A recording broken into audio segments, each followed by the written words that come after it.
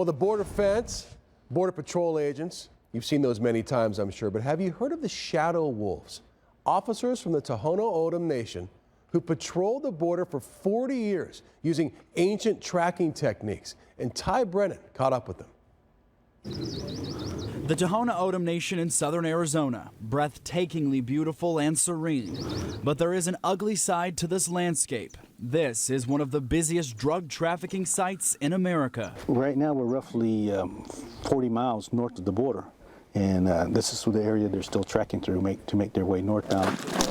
Patrolling this area to prevent drugs and other contraband from entering the United States from Mexico are 9 highly trained, highly specialized tactical officers.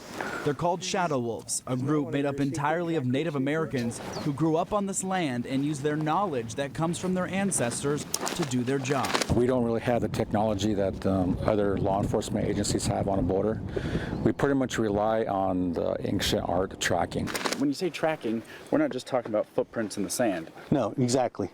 Yeah, you're not just talking about footprints in the sand, you're talking about reading what this individual did as he walked through his trail. It looks like he just came in. These officers are looking for the tiniest, most minute detail that might lead them to where these drug traffickers are. We went out on patrol with longtime Shadow Wolf officer Kevin Carlos through the busy corridors used by drug smugglers. We saw just a very small portion of the 76 miles of border that they patrol.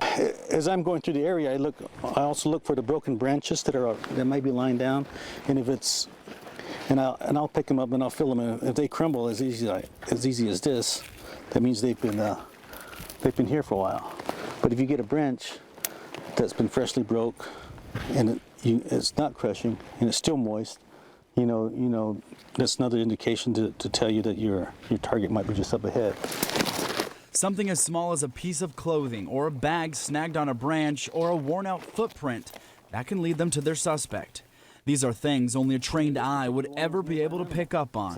When they spot evidence a smuggler has rested in the shade of a tree, they can even determine what time that smuggler left by looking at the disturbed earth in relation to the shadow and the sun. What we're doing is just walking, getting a general idea of what direction he's going, where he's at, how many people are traveling, what are they carrying, and in addition, you'll have an idea of where to post other individuals. So I will call my counterparts to tell them to get ahead of me, maybe a mile or two, and look around. If they can pick them up, great. 45, that's there, over. While out on patrol, Carlos gets a call from one of his colleagues. Right here? He's come across a large, elaborate camp in a ravine where the smugglers rest. You got all the garbage here. You got little areas where they would hide their narcotics right underneath there, and that's what they would cover their narcotics with the branches and stuff. There's no fresh evidence the smugglers are close, but a common piece of evidence these investigators see all the time: carpet booties worn to hide their footprints. These guys are constantly wearing these carpet booties, and as they're making their track northbound. This is to try to avoid any detection by law enforcement. I think they cook in there. The camp we inspect was abandoned, but that does not mean that it won't be visited again by the traffickers. Carlos and his group will keep tabs on it.